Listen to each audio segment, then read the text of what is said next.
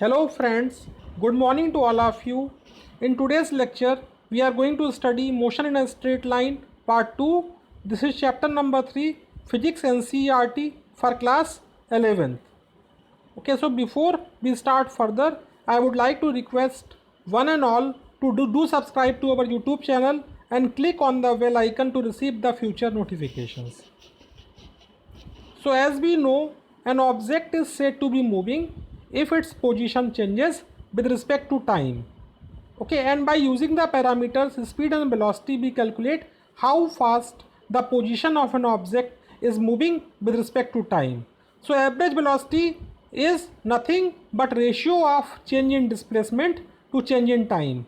Suppose an object, it is at position x1 at time t1 with respect to origin, and it is at position x2 at time t2 with respect to origin. So its average velocity can be calculated by using formula delta x by delta t, that is nothing but x2 minus x1 by t2 minus t1. That means change in displacement by change in time.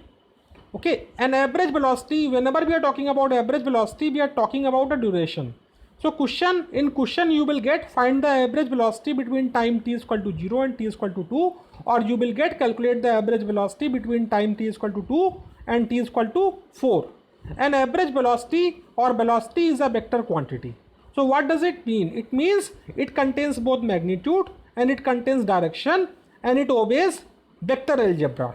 That is the definition of a vector quantity. Okay, and SI unit of velocity is meter per second. It has got both magnitude and direction. Okay, so we will talk about position time curve for different cases of velocity. So velocity, three cases may be there.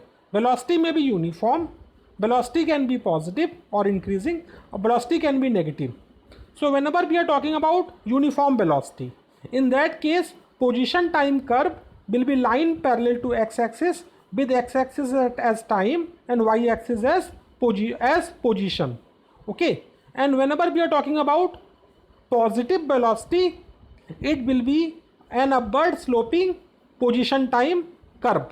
It will be a curve making angle between 0 and 90 with positive x-axis. This will be positive velocity. And whenever we are talking about negative velocity, it will be a downward sloping curve.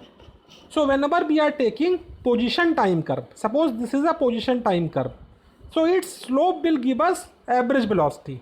So we will take point P1 and point P2 on the position time curve. So line joining point P1 and P2. Okay, we will calculate the slope of that line, and slope of that line will give us average velocity. Okay, so now we will move to average speed.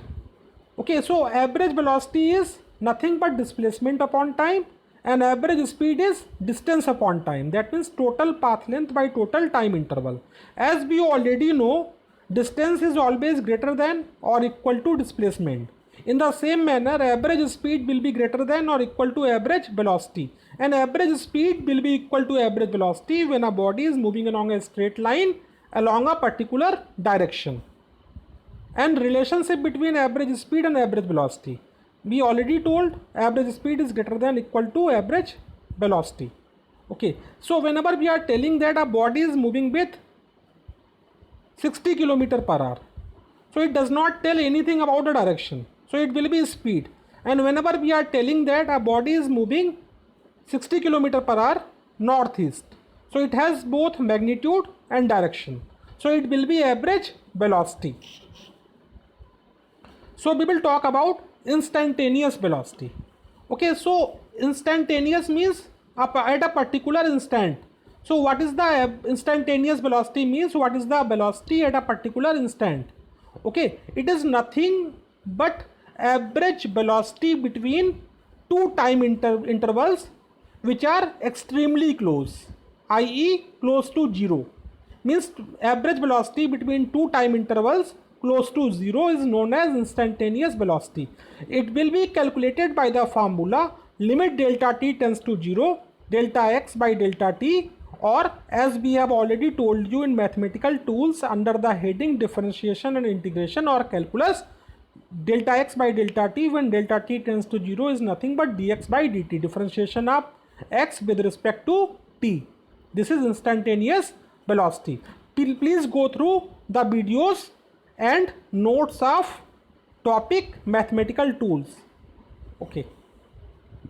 Now we will discuss instantaneous velocity with respect to our position time curve. So we are having a position time curve. Okay, so how will we calculate the average velocity between point P and Q? So we are having point P and point Q. At point P, the displacement is x1 with respect to origin and time is t1. And at point Q, displacement is x2 at time t2. Whenever we are joining the point P and point Q, we are going to get a straight line, and that will be more a chord. Okay, so by measuring the slope of this PQ line, we are going to calculate average velocity between point P and point Q. Okay, so now what we are going to do? We are going to bring point Q closer to point P. So as point Q moves closer to point P, the delta t reaches 0. So when point Q becomes extremely close to point P, in that case the line joining point P and Q will not be a chord, it will become a tangent. Okay, so instantaneous velocity is nothing but slope of the tangent at particular time, or in other words we can tell instantaneous velocity is average velocity when delta t approaches 0. That is instantaneous velocity. Okay, so there will be numerical problems. It will be given that whenever you need to calculate average velocity, you will be given 2 time intervals, and when you need to calculate instantaneous velocity, you need to calculate at a particular time. That will be the differentiation of position with respect to time. So we will talk about instantaneous speed. So instantaneous speed is like instantaneous velocity, but it will not have any direction. That is instantaneous speed. Okay, so we will do a numerical on the basis of instantaneous velocity and average velocity. So in the numerical we are given that an object is moving along x-axis. Okay, so its position is varying with time according to equation x is equal to a plus bt square, and we are also given the value of a and b. A is given as 8.5 meter and b is given as 2.5 meter per second square, where t is time measured in seconds, and we need to calculate the velocity at time t is equal to 0 and t is equal to 2 seconds. So now as we know, we need to calculate velocity at a particular instant. So whenever a particular instant is given, we need to calculate instantaneous velocity. Okay, in the second part of this question we need to calculate the average velocity, but we will do the first part first. Okay, so we are given x is equal to a plus bt square. We know that instantaneous velocity is equal to dx by dt. It is equal to dx by dt. So instantaneous velocity is equal to dx by dt. So we are going to differentiate a plus bt square with respect to t. So when we differentiate a plus bt square with respect to t, we will get 2bt. The concepts of integration and differentiation has already been covered and notes has already been given to you. So we are getting v is equal to 2bt. Now we will put the value of small b. Small b is a constant. Okay, so we will get v is equal to 2 into 2.5 meter per second into t. You will get 5t meter per second. That is the instantaneous velocity with respect to time.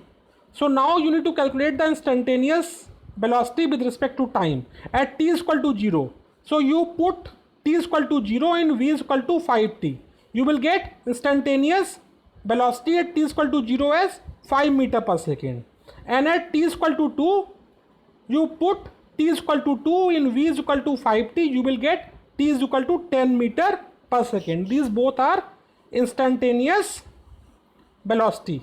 Now you need to calculate the average velocity between t is equal to 2 and t is equal to 4 seconds. This is part 2 of the question. So how will you calculate average velocity between t is equal to 2 and t is equal to 4 seconds? Okay, so how will you calculate? You will calculate value of x at t is equal to 4 and value of x at t is equal to 2, and you will subtract x at t is equal to 4 minus x is equal to t is equal to 2 divided by 4 minus 2. So putting the value of t is equal to 4 and t is equal to 2, you will get x is equal to a plus 16t minus a minus 4b. You will get average velocity as 6b. You will get average velocity as 6b between t is equal to 2 and t is equal to 4. Putting the value of v as 2.5, you will get average velocity as 15 meter per second. That's how you are going to calculate instantaneous velocity and average velocity. And guys, this is all for today. See you soon in our next video. Till then, stay safe, stay good. Thank you.